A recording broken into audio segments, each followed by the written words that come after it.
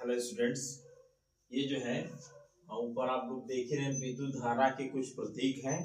और आइए देखते हैं इसके इन सब का क्या मतलब होता है। जैसे इस प्रकार की कोई साइन दिया हुआ है तो आप इसको कहेंगे ये क्या है, खुली कुंजी है।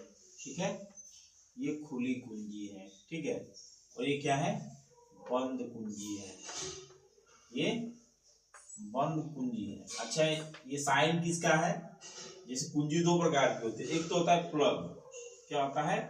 प्लग, जिसको आप उसको उसमें जो है खोसते हैं, वो क्या होता है, प्लग होता है। ठीक है, लगाते हैं जो, जैसे 3 प्लग 5 प्लग होता है ना, तो उसमें लगाते हैं।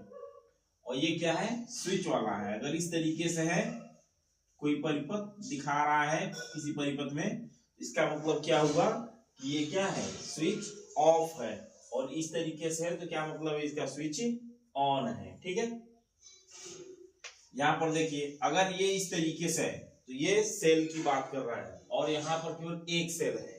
ठीक है, और ये यहाँ पर इस तरीके से अगर कोई है तो ये क्या है, बहुत सारे सेल है। एक बात समझ लीजिए, जब कई सारे जो है कि सेल हो जाते हैं तो उसको, कई सेलों के समूह को क्या कहते हैं, बैटरी कहते हैं। ये आपका एसी।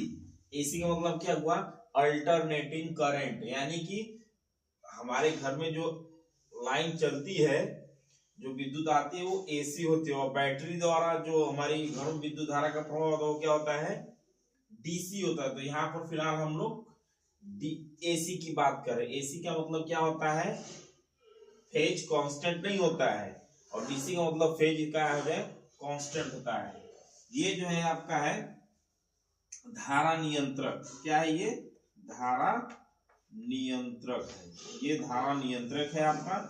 और यहाँ पर एक इंपॉर्टेंट चीज है, शंट। ठीक है, शंट, ये कोई गैल्वेनोमीटर है।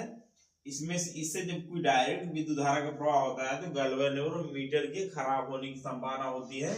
गैल्वेनोमीटर खराब ना हो इसके लिए शंटिंग की जाती है, यानी कि एक उप परिपथ बनाया जाता है। आई होप आप लोगों के एग्जाम में इसका काफी रोल है। Thank you.